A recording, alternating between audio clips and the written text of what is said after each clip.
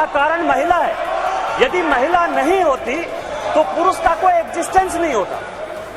और आज चूंकि कांग्रेस की गलतफहमी है, गलती है सर, और ये जितने अपोजिशन के लोग हैं वो इतने वर्षों तक इस बिल को लेकर नहीं आए।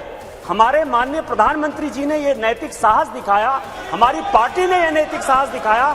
आज हम बिल लेकर आए हैं कि इनके पेट में दर्द हो रहा है। महिलाओं से आगे बढ़कर भाइयों ने सोचना चाहिए, यही इस देश की परंपरा है। महिलाओं के बारे में सोचने का अधिकार सभी को है। तो हमारे साथी सांसद निशिकांत जी खड़े हुए हैं, इसमें उनको क्या आपत्ति है? उनको खड़ा होने नहीं मिला पहले, इसलिए थोड़ा जेलस हो रहे हैं शायद। यह किस तरह की राजनीति है? अपना क्रेडिट लेना चाहती हैं कि हमारा बिल है। यह बिल आपका नहीं है। आप जो बिल लेकर आए वो गलत बिल है। और यदि इसके लिए किसी ने आंदोलन किया तो वो गीता मुखर्जी है, वो सुषमा स्वराज है। आपने ये नहीं बोलकर इस महिला बिल में भी राजनीति करने की कोशिश की। और आज का पूरा क्रेडिट जो जीता वो सिकंदर, जो गोल मारता है उसी के नाम से गोल मारा जाता है। माननीय प्रधानमंत्री जी गोल मारने को तैयार हैं। ये भारतीय जनता पार्टी का बिल है और ये माननीय प्रधानमंत्री जी का बिल है। आपको ये मानना पड़ेगा।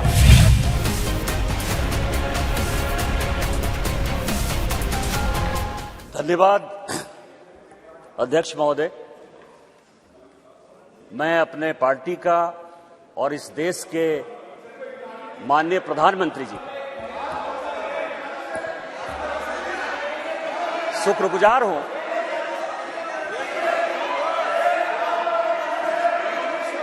कि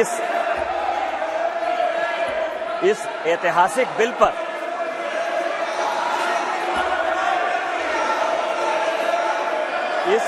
इस ऐतिहासिक बिल पर मुझे बोलने का मौका दिया। सर सी बात कह सकता है, प्लीज बैठिए। नो सर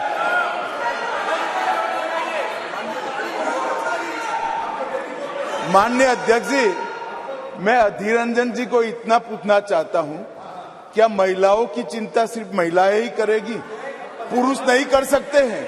किस प्रकार के समाज की आप रचना चाहते हैं भाई? महिलाओं की चिंता, महिलाओं का हित, महिलाओं से आगे बढ़कर भाइयों ने सोचना चाहिए, यही इस देश की परंपरा है। महिलाओं के बारे में सोचने का अधिकार सभी को है। तो हमारे साथी सांसद निशिकांत जी खड़े हुए हैं, इसमें उनको क्या आपत्ति है? उनको खड़ा होने नहीं मिला पहले, इसलिए थोड़ा जेलस हो रहे हैं शायद। निशिकांत जी। माननीय अध्यक्ष जी, कांग्रेस या उसके समर्थक दल किस तरह से लोकतंत्र का गला घोटते हैं वो मैं उदाहरण हूं। मैं गांव में पैदा हुआ, मेरे माँ पिताजी आज भी गांव में रहते हैं।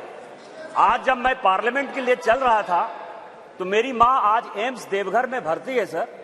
उसने मुझे फोन किया कि बेटा यदि पार्टी तुमको मौका देती है तो आज इस बिल के बारे में जरूर बोलो। और इसीलिए कहा उसने कि जो महिला है सर, आज यदि सारे पुरुष यहां मौजूद हैं तो उसका कारण महिला है। यदि महिला नहीं होती तो पुरुष का कोई एग्जिस्टेंस नहीं होता। और आज चूंकि कांग्रेस की गलतफहमी है, गलती है सर, और ये जितने अपोजिशन के लोग हैं वो इतने वर्षों तक इस बिल को लेकर नहीं आए। हमारे माननीय प्रधानमंत्री जी ने ये नैतिक साहस दिखाया, हमारी पार्टी ने ये नैतिक साहस दिखाया। आज हम बिल लेकर आए हैं कि इनके पेट में दर्द हो रहा है सर। हम वर्षों से सुनते रहे सर कि जननी जन्मभूमिश्च स्वर्गादपि गरीयसी, यत्र नार्यस्तु पूज्यन्ते रमन्ते तत्र देवता। लेकिन क्या हुआ? इस देश में महिलाएं स्कूल एजुकेशन के लिए परेशान थी। जब तक माननीय अटल बिहारी वाजपेयी जी की सरकार नहीं आई, सर्व शिक्षा अभियान इस देश में नहीं आया, महिलाओं का जो है शिक्षा का लेवल नहीं बढ़ पाया सर। महिलाएं यदि बच्चियां स्कूल जाती थी तो उनको जो है खाना बनाकर जाना पड़ता था सर। और इसको जब हमारे प्रधानमंत्री जी ने देखा तो मिड डे मील स्कीम जब तक कि सरकारी स्कूलों में लागू नहीं हुआ तब तक महिलाओं की संख्या, बच्चियों की संख्या नहीं बढ़ी सर। और उसके बाद जो सबसे बड़ा प्रॉब्लम था, इस देश के प्रधानमंत्री ने जो सबसे बड़ी बात की कि उनको सम्मान दिया सर। सारे स्कूल में, स्मृति ईरानी जी उस वक्त एचआरडी मिनिस्टर थी, सारे स्कूलों में शौचालय बनाकर महिलाएं कैसे अच्छा से पढ़ेंगी, बच्चियां कैसे आगे बढ़ेंगी, उसी का ये उदाहरण है। और उससे आगे बढ़कर आज जो कल से लेकर परसों से लेकर माननीय प्रधानमंत्री जी लगातार बोल रहे हैं कि सही समय है, यही समय, और इसी समय पर आज ये ऐतिहासिक सेशन बुलाकर माननीय प्रधानमंत्री जी ने महिलाओं को जो सम्मान देने का काम किया, उसके लिए हम भारतीय जनता पार्टी के कार्यकर्ता गौरवान्वित हैं और हम उनका जो है आदर और नमन करते हैं कि उन्होंने महिलाओं को आरक्षण देने का फैसला किया। सर, मैं पढ़ रहा था, काफी बातें कही, मैं केवल 2-3 चीजें बताना चाहता हूं, फिर अपने विषय पर आऊंगा सर। ये देश इस संविधान से चलता है और इसका आर्टिकल 82, मनीष तिवारी जी यहां बैठे हुए हैं, कल से लगातार वो संविधान संविधान संविधान की बात कर रहे हैं। अभी सोनिया जी ने भी बोलते हुए बातें कही कि अभी क्यों नहीं लागू कर दिया, कब से लागू कर देंगे। ये देश संविधान से चलता है। मैं आर्टिकल 243D और आर्टिकल 243T, जिसके लिए कि उन्होंने बड़ा अपने आप को गौरवान्वित महसूस किया कि हमने पंचायत में जो है महिला रिजर्वेशन लागू किया, बड़ा अच्छा किया। लेकिन यह आर्टिकल में 243D और 243T हमने तो नहीं दिया। आप दोनों को पढ़ लीजिए, 243D और T क्या पंचायत में किस तरह से रिजर्वेशन होगा और म्युनिसिपल कॉर्पोरेशन में किस तरह से रिजर्वेशन होगा। आपने उसके लिए कभी ओबीसी की बात तो नहीं की। यदि इस आर्टिकल में यदि आपने डाला होता ओबीसी की बात, तो आप जब करिए बहुत अच्छा, इतने वर्षों से आपको नहीं दिखाई दिया। उसी तरह से 1947 से लेकर 49 तक ये पूरा संविधान सभा चलता रहा। परसों से यही भाषण सुन रहे हैं सर। इस कॉन्स्टिट्यूएंट असेंबली से लेकर 1952 से लेकर आज तक चुनाव हुआ, कभी किसी ने राज्यसभा में रिजर्वेशन की बात नहीं की, विधान परिषद में बात नहीं की। आज भी राज्यसभा में शेड्यूल कास्ट और शेड्यूल ट्राइब को रिजर्वेशन नहीं है, विधान परिषद में शेड्यूल कास्ट शेड्यूल ट्राइब को रिजर्वेशन नहीं है। आप कौन सी नई बात केवल पॉलिटिकल एंगल के लिए ले आते हैं। आपने जब नहीं किया, जब तक आज तक जो है भारत के संविधान में यह कहा गया कि राज्यसभा में कोई रिजर्वेशन नहीं होगा, विधान परिषद में कोई रिजर्वेशन नहीं होगा, और जब माननीय प्रधानमंत्री जी और भारतीय जनता पार्टी इस बिल को लाती है तो आप कहते हैं राज्यसभा में रिजर्वेशन नहीं है, विधान परिषद में रिजर्वेशन नहीं है। आप पंचायत में कहिए कि कोई ओबीसी को रिजर्वेशन नहीं होगा, चाहे म्युनिसिपल कॉर्पोरेशन में कोई ओबीसी को रिजर्वेशन नहीं होगा। और आर्टिकल 82 है सर, जो एडजस्टमेंट ऑफ ईच सेंसस की बात कर रही है और सीट बढ़ाने की बात, सब पढ़ लीजिएगा इस आर्टिकल को। इसमें कहा गया है कि 2026 तक सभी चीजों को हमने फ्रीज कर दिया है। आप अनकॉन्स्टिट्यूशनल काम करना चाहते हैं, आप उसके ऊपर जो है कहते हैं कि 2024 से लागू कर दीजिए, तुरंत सुप्रीम कोर्ट में जाएगा और सुप्रीम कोर्ट में तुरंत वो स्टक डाउन हो जाएगा। क्या आप चाहते हैं कि महिलाओं को रिजर्वेशन नहीं दें?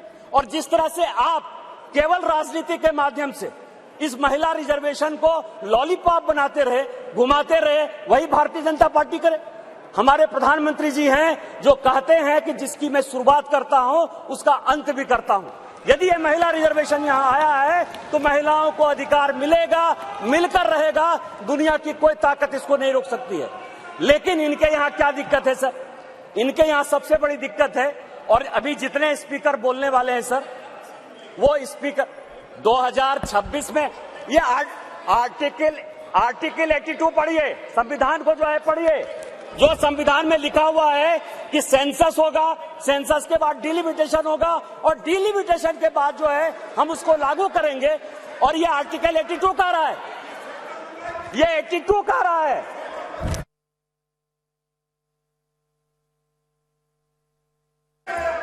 सर पूरे देश दुनिया में कोरोना के कारण लोग मरे, माननीय प्रधानमंत्री जी के कारण आज 140 करोड़ लोग बच गए।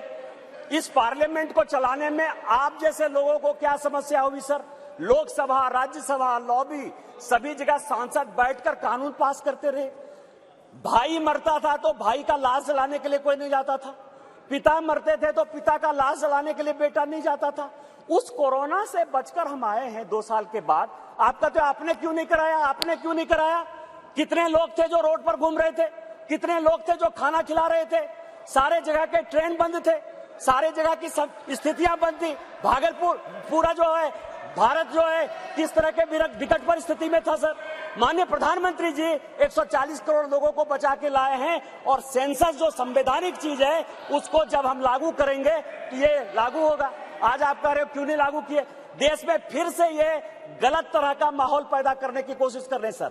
2020 और 21 के माहौल के बाद, कोरोना के बाद कैसे सेंसस लागू हो सकता था, कैसे सेंसस हो सकता था? और माननीय गृह मंत्री जी बैठे हैं, हमेशा कहते हैं कि मैं कोई गैर संवैधानिक काम नहीं करूंगा, कोई असंवैधानिक काम नहीं करूंगा। यदि सेंसस होना है तो उसका भी डेट घोषित होगा, सेंसस होगा, डिलिमिटेशन होगा और महिलाओं को रिजर्वेशन मिलेगा। यही तो इस बिल में है 334 से, जिसके बारे में कि माननीय कानून मंत्री जी कह रहे थे सर। लेकिन क्या समस्या है कि ये अपने जो 26 पार्टियों का एक जो घमंडिया गठबंधन बनाया है सर, इंडी अलायंस, उसके सारे नेताओं का मैं भाषण पढ़ रहा था। आज सोनिया जी जब बोल रही थी तो मुझे लग रहा था कि वो राजनीति से ऊपर उठकर बोलेंगे, क्योंकि वो अपोजिशन की आवाज थी। मैं उनका सम्मान करता हूं सर। इस महिला रिजर्वेशन के लिए जिन महिलाओं ने पार्लियामेंट के अंदर और पार्लियामेंट के बाहर सबसे ज्यादा आवाज उठाई, वो बंगाल की गीता मुखर्जी थी और भारतीय जनता पार्टी की सुषमा स्वराज थी। ये दोनों यदि नहीं रहती तो आज ये दिन भी देखने को नहीं मिलता। 33% यदि रिजर्वेशन लोकसभा और विधानसभा में यदि लागू होने वाला है और माननीय प्रधानमंत्री जी लेकर आए हैं इन 2 महिलाओं का, लेकिन सोनिया जी ने अपने पूरे भाषण में न गीता मुखर्जी का जिक्र किया, न सुषमा स्वराज का जिक्र किया। यह किस तरह की राजनीति है? अपना क्रेडिट लेना चाहती हैं कि हमारा बिल है। ये बिल आपका नहीं है। आप जो बिल लेकर आए वो गलत बिल है, और यदि इसके लिए किसी ने आंदोलन किया तो वो गीता मुखर्जी है, वो सुषमा स्वराज है। आपने ये नहीं बोलकर इस महिला बिल में भी राजनीति करने की कोशिश की, और आज का पूरा क्रेडिट जो जीता वो सिकंदर, जो गोल मारता है, यहाँ बंगाल के लोग बैठे हुए हैं, जो गोल मारता है उसी के नाम से गोल मारा जाता है। माननीय प्रधानमंत्री जी गोल मारने को तैयार हैं। ये भारतीय जनता पार्टी का बिल है और ये माननीय प्रधानमंत्री जी का बिल है, आपको ये मानना पड़ेगा।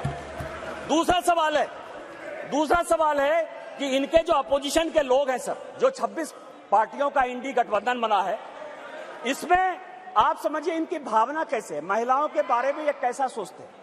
ये सोचते हैं, अब नहीं रहे, इसी सदन के सदस्य थे, राज्यसभा के भी सदस्य थे, इनके पार्टी के बड़े नेता थे अपोजिशन के, वो कहते हैं कि परकटी महिलाएं आ जाएंगी। क्या महिलाओं के लिए इस तरह की बातें होनी चाहिए? दूसरी बात जो है, ये दूसरे नेता जो है 2011 में मैं अध्यक्ष जी आपको 2 कहानी बताना चाहता हूं, और ये वर्षों से मेरे मन में था। इस पार्लियामेंट में 2 बार संजोग से मैं 2009 में सांसद बनकर आया, अनुराग ठाकुर जी से लेकर राजनाथ जी सबों के साथ काम करने का मौका मिला सर। 2011 और 2013 में 2 भयंकर घटना हुई इसी वेल में। 2011 में जब 2010 में ये बिल पास हो गया राज्यसभा में, और जब यहां 2011 में जिसको कि ये लागू नहीं करना चाहते थे बिल लेकर आए, और जब बिल उधर से इंट्रोड्यूस हो रहा था तो इन्हीं के सहयोगी दल के सांसदों को इसी कांग्रेस ने इसी वेल में पीटा सर। 2 बिल था, एक महिला रिजर्वेशन का 2011 में और 2013 में प्रमोशन इन रिजर्वेशन। और प्रमोशन इन रिजर्वेशन में मैं जब बात करूंगा तो ये पूरे के पूरे बेंच खड़े हो जाएंगे सर। यही वी नारायण स्वामी बिल को पेश कर रहे थे, समाजवादी पार्टी के यशवीर सिंह, शेड्यूल कास्ट थे सर, ये कहते अधिकार की बात, शेड्यूल कास्ट शेड्यूल ट्राइब की बात करते हैं सर। यही यशवीर सिंह यहां पार्लियामेंट में उस तरफ से गए, वी नारायण स्वामी का उन्होंने बिल खींच लिया। इस पार्लियामेंट में इसी लोकसभा में सर सबसे पहले बेल में यदि उसका कॉलर पकड़ने के लिए कोई आया तो यही मैडम श्रीमती सोनिया गांधी जी थी और नीरज शेखर वहां खड़े थे, मुलायम सिंह यादव बाहर थे और मैं वहां से कूद कर टेबल पर आया और मैंने कहा कि आप यहां की तानाशाह नहीं है, आप यहां की रानी नहीं है, इस बेल में आप मारपीट नहीं कर सकती हैं। और इनके जो इतने लेफ्टिनेंट थे बिलास मुतेबार से लेकर सबों ने उनको पीटा। ये दोनों घटनाएं जो है, चाहे महिला रिजर्वेशन का हो चाहे ये प्रमोशन इन रिजर्वेशन का हो, ये पार्लियामेंट है सर, सबको सत्य बोलना चाहिए। और मुलायम सिंह यादव ने कहा यदि बीजेपी नहीं होती तो आज के डेट में हमारे सांसद नहीं बचते। आपने तो सांसदों की हत्या करने की कोशिश की और उसी दल के साथ, उसी 26 दल के साथ ये आए हैं जिनका की मानसिकता ही नहीं है कि महिला को रिजर्वेशन मिले। चाहे वो राष्ट्रीय जनता दल है, चाहे वो समाजवादी पार्टी है, चाहे इनके सारे मुस्लिम एमपी है, चाहे कोई भी पॉलिटिकल पार्टी जो इनको सपोर्ट कर रही है सर, और उन्हीं के दबाव में ये कानून के विरोध में जाकर, इस संविधान के विरोध में जाकर, और उसके सारे उदाहरण है कि 96 से लेके आज तक क्यों नहीं लागू हुआ, उसी के कारण ये कभी ओबीसी रिजर्वेशन की बात करते हैं, कोटा विद इन कोटा की बात करते हैं, राज्यसभा में जो है उसको अधिकार देने की बात करते हैं, विधान परिषद में क्यों नहीं रिजर्वेशन दिया उसकी बात करते हैं, फिर वो बात करते हैं कि 2024 से क्यों नहीं लागू होगा। इनको सब कुछ पता है, ये देश संविधान से चलता है। हम एक गरीब परिवार के बेटे होकर इस पार्लियामेंट में आए हैं सर। जैसे मैंने बात कही कि मेरे माँ पिताजी आज भी गांव में रहते हैं। यदि बाबा साहब अंबेडकर का यह संविधान नहीं होता, भारतीय जनता पार्टी नहीं होती, उस दिन भी मैंने कहा कि आपने गांव नहीं देखा है, गरीबी नहीं देखा है, महिलाओं की स्थितियां नहीं देखी। आपने जो जो कानून पास किए वो महिलाओं के खिलाफ है। यदि 498 आपने पास किया जिसका आप क्रेडिट लेना चाहते हैं, तो उसमें से है पुरुष से ज्यादा महिलाएं ही जेल में बंद हैं। डॉरी के केस में जिस तरह से आपने बनाया, आज यदि आपने कई एक कानून ऐसे पास किए हैं जिसमें लोग महिलाओं को नौकरी देने के लिए तैयार नहीं होते हैं, आपने महिलाओं को रोकने का प्रयास किया, महिलाओं को बढ़ाने का प्रयास नहीं किया। और हम जो बिल लेकर आए हैं, जो माननीय प्रधानमंत्री जी के नेतृत्व में ये इतिहास रचने जा रहा है, और ये जो ऐतिहासिक पल है, और स्पीकर साहब आपके जीवन का जो ऐतिहासिक पल है कि उस कुर्सी पर आप विराजमान हैं, जिस पल में ये इतिहास बन रहा है वो केवल और केवल माननीय मोदी जी की देन है, भारतीय जनता पार्टी की देन है। हम संविधान सम्मत काम करते हैं और मेरा सबों से आग्रह होगा कि दल पार्टी से ऊपर उठकर जो ये संविधान आर्टिकल 82, 243D और 243T जिन आधार पर यह संविधान चलता है उसके आधार पर